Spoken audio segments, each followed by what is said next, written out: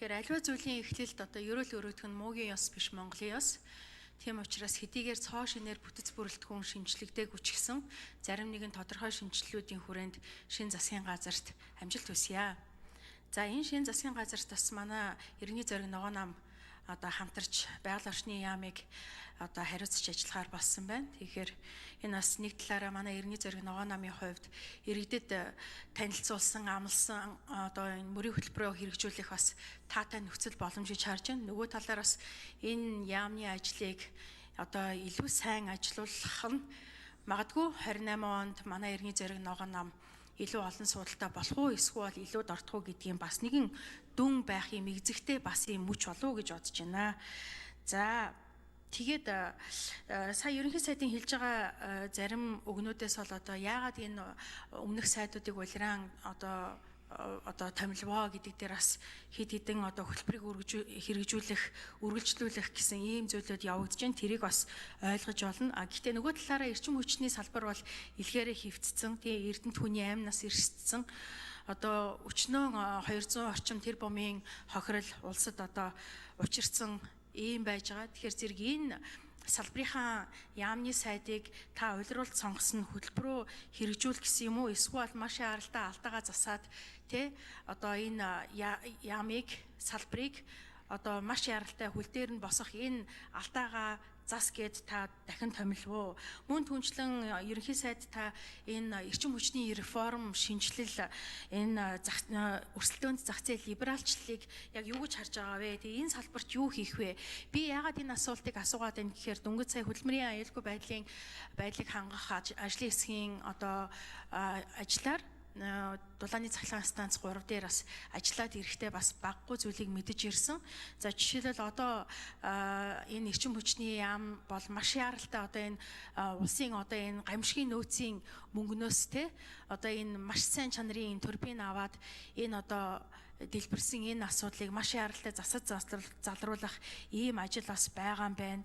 За тэгээ одоо мэргэжлийн хүмүүс бас хэлж байна. Дулааны цахилгаан станцд 4 илүү одоо дулаан гаргахад ашиглаад цахилгаан үйлдвэрлэлтийг нь багасгаад 3-ыг одоо дэр хооронд нь одоо засаж залруулах гэдэг ийм ажлуудыг бас танай энэ эрчим хүчний яам хийж чадах уу? Одоо ингээд энэ асуудлыг шийдэхгүй бол ирэх одоо наадмын дараа гэхэд бид нар намар гээл мөн төд утахгүй 1 минутаа үргэлжлүүлээд авчи. Төд утахгүй энэ Улаанбаатар хотын сая 700 мянга гаруй иргэдийн дулаан тогт цахилгааны асуудал хөндөгдөөд эхэлнэ. Энэ асуудлыг бүрэн нааштай шийдэхгүй бол энэ нөгөө байгаль орчинд одоо харшилдаг нөгөө утаа униарын чи асуудал, хүний эрүүл мэнд амь насны асуудал улам том дэгдээд эхэлнэ. Тэгэхээр зэрэг манай бас энэ Иргэний зориг ногоо намын энэ одоо хариуцаж ажиллах энэ салбар яамд бол маш том хүндрэлтэй асуудлууд бас нүүрлэх учраас энэ салбарын одоо хөгжил хуваарлт хариуцлагыг бас жигт хүртээмжтэй хариуцлагатай байлгах ажлыг бас таныг сайн хийгээсэй гэж бодож байна. За тэгээ эцэст нь хэлэхэд манай Иргэний зориг ногоо намын дарга Батбаатар та энэ яамд одоо яамыг ахалснаар та энэ намын одоо энэ яамд ажиллах мэрийц зарчим хангахгүй хүмүүсийн өмнө ажилтай болох үүрэгтэй хүн биш шүү. Хамгийн гол нь та энэ яамыг илүү сайн ажилуулж энэ одоо боломжийг одоо зөв ашиглаж намынхаа мөрийн хөтөлбөрийг хэрэгжүүлэх зөвхөн манай намын төдийг улс их орны байгаль орчны бүхий л асуудлыг хариуцсан гэдэг бол маш том. Тэгэхээр танд бас амжилт хүсч илүү хариуцлагатай ажиллах ийм үүрэгт нь амжилт хүсье. За. Үг хэлчлээ нараа гүшүүн те. Хариулах юм.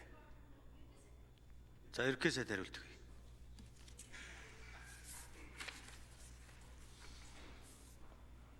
За нараа гүшүүний асуултанд хариулъя. Ер нь энэ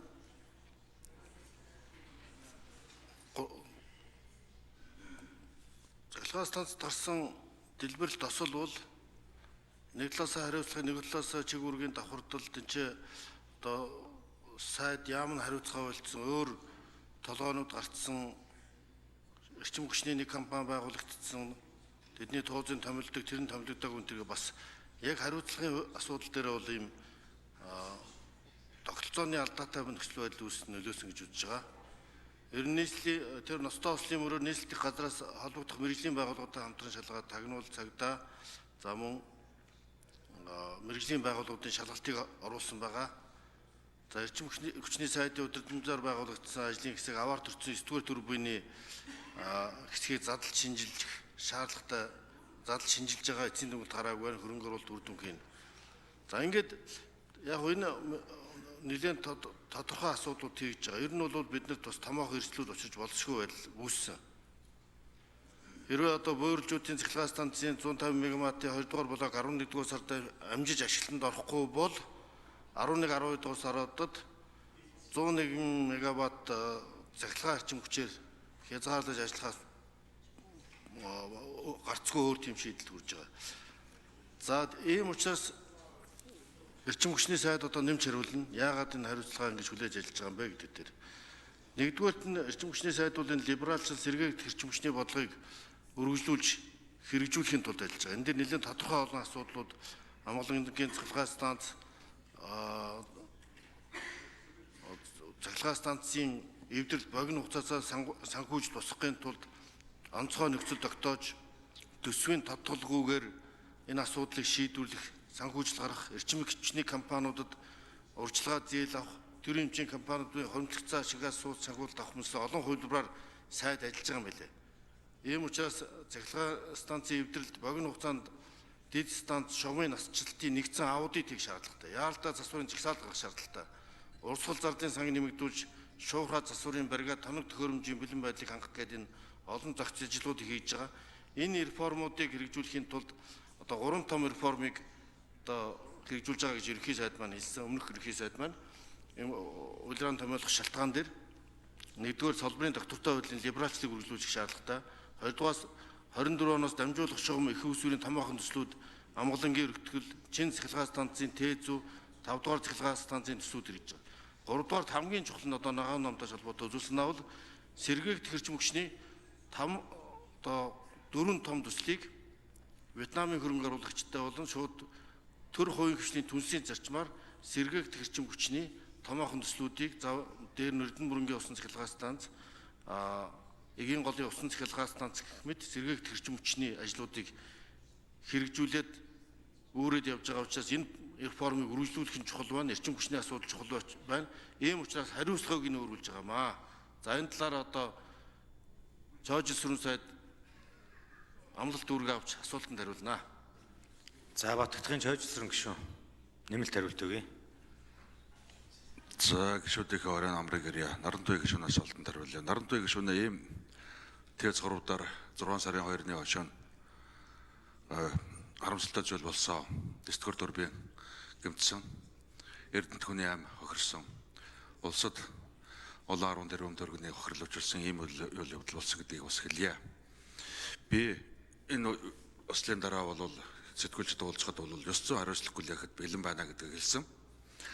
Хоёрдугаар хууль зүйн хариуцлага хүлээхэд бол бас нэг зүйлийг бас тодорхой тайлбарлаж хэлэхгүй болохгүй нэ. 2025 оны 3 дугаар сарын 19-ны өдөр засгийн газрын тогтоол гараад эрчим хүчний салбарын төрийн өмчт хувьцаат компаниудын хувьцааны дийлэнх хувийг Эрчим Монгол компанид шилжүүлсэн. Энэ асуудал 3 сарын 19-наас эхлээд Эрчим Монгол компани эрчим хүчний салбарын төрийн өмчт компаниудын менежментийн эрхийг хэрэгжүүлж байсан гэсэн үг. 6 сарын 2-ны ослын дараа 6 сарын 4-ний засгийн газрын хуралдаанаар Эрчим Монгол компаниас энэ За гүйцэж хариулъя. засгийн газар танилцуулга хийсэн 6 сарын 10-наас эхлээд буцаагаад засгийн газрын тогтоол гараад эрчим хүчний салбарын төрийн өмчт компаниудын хувьцааны дийлэнх хөв буюу 66%-ийг эрчим хүчний яамд буцаагаад шилжүүлсэн. Одоо бид нар ТЭЦ 3 дээр гарсан аваарын нөхцөл байдлыг тодруулах ажлыг тагнуул цагдаа хамтарсан ажлын хэсэг явж байгаа мөн өнөөс гадна ерөнхий сайдын захирамжаар болон эрчим хүчний сайдын захирамжаар ажлын хэсгүүд гараад сэргээн босгох төлөвлөгөөг эх 7 хоногийн засгийн газрын хуралдаанд танилцуулнаа. Эхний ээлжинд дулааны асуудлыг шийдэх ёстой. Энэ асуудлыг ойролцоогоор урьдчилсан байдлаар бидний тооцоолол нэг 7.4 тэрбум төгрөгөөр дулаан цахилгаан ослон үйлдвэрлэдэг байсан гормоос зөвхөн дулаан үйлдвэрлэдэг хором руу 100-ны хувьд гэмтэйг байгаа учраас 9 дугаар турбинтай холбоотой 100 ийм ажлыг эхний ээлжинд хийж хэрэгжүүлнэ. 9 сарын 15-наас эхлээд 2025-аас 2026 оны үеийн оргил ачаалал эхлэх учраас энэ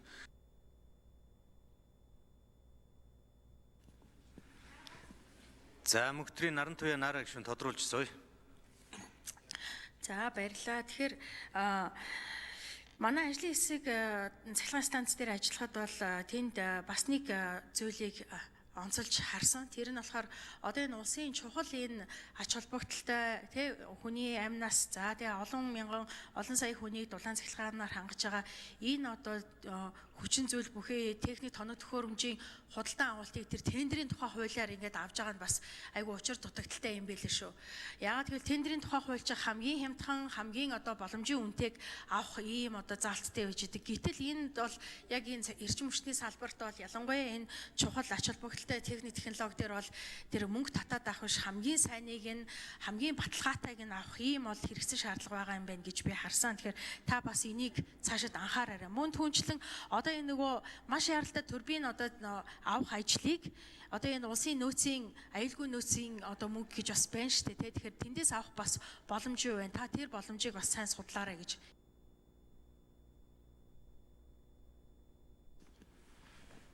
За салдангийн одон туяа гişүн асуулт асууж үг хэлье.